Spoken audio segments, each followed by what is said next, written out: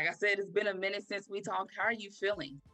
I feel pretty good, healthy. I'm here, finished the season, or almost, or made it through the season, made it to here. It's been a fun season. Over a year ago, the whole world basically crashed with the pandemic, and we had talked. Now, with that off season under your belt, you had an extended off season. What were you able to work on, and how much did they help you to this moment now? I've been able to work on my speed, really, and honestly, angles. We really, like a lot of talk that we do in practice is like, oh, your angles are wrong, or you're not being dorsiflex, you're not being flat foot as you come in, you're toey, things like that. So at this point, we're kind of nitpicking. You brought up the summer, and during that time is when I guess the decisions of giving students in that predicament extra year of eligibility, which you did yourself. So what was your feelings, like your initial feelings when the season was confirmed that y'all were definitely going to compete?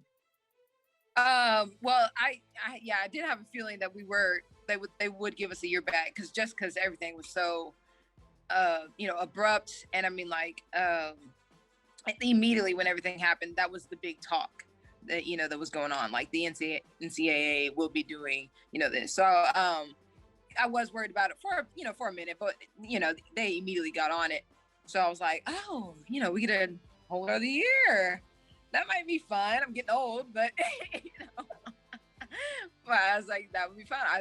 I was definitely not ever against it. Okay, now age is only a number here, because I'm looking at your first jump that you did land in the NCAA East prelims, 21 feet 275, and your second one was a little shorter. You fouled the third, but that's all you needed to land a spot to go into championship. So after your first jump, how did you feel? Did you feel like you had it, or what were your feelings there? Oh my gosh, I was so relieved. Okay, so this track meet is very much literally survive and conquer. Like, just do what you need to do. If I went out in PR, that's great, but I mean, I'm not trying. I'm just trying to get it in. Now, in regards to those only 3 attempts that you get at regionals, Coach Heimerman said, quote, she's been on the biggest stage, she knew how to handle it, and she did it to perfection. What do you take from that, being on the biggest stage already? Just like I guess maybe like a comfortability type of thing. Like, I wouldn't even say I'm comfortable, but I mean, I know what I need to do. I know for a fact that these other competitors, they're going to get their job done, just the same as me. I'm not going to be the one that, can't perform, especially under that pressure. So, I mean, I want to be competing with the top competitors, and I know the top competitors will do their job.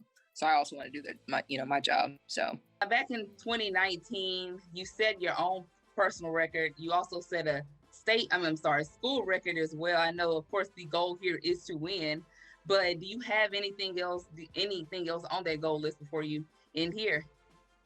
Yeah, most definitely. I want to better my school record. I want to make sure nobody ever gets that school record ever. So, I mean, that's really my goal. And it's a great record, but it's very achievable. Plenty of women can get that, especially here at NSU. Well, Jasmyn, I know the Demons are behind you, the city of Natchitoches is behind you, and we're behind you out here as well. So good luck, and we can't wait to hear what happens. Awesome. Thank you.